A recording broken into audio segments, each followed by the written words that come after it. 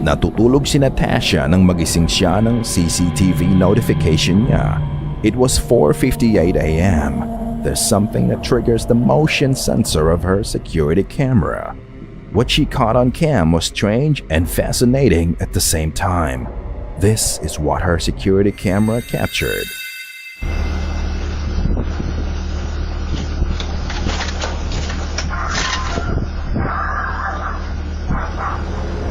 There's a bike parked just outside the house when suddenly it started moving on its own.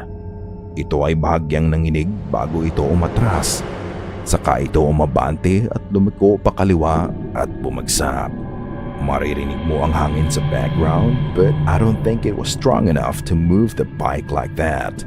To move something like that requires a lot of energy, lalo na para sa mga espiritong wala namang katawan. Nawala ang activity nang magsimulang tumahol ang aso nila. So ano sa tingin nyo mga ka-goosebumps? Ito ba ay totoong paranormal o gawa-gawa lamang?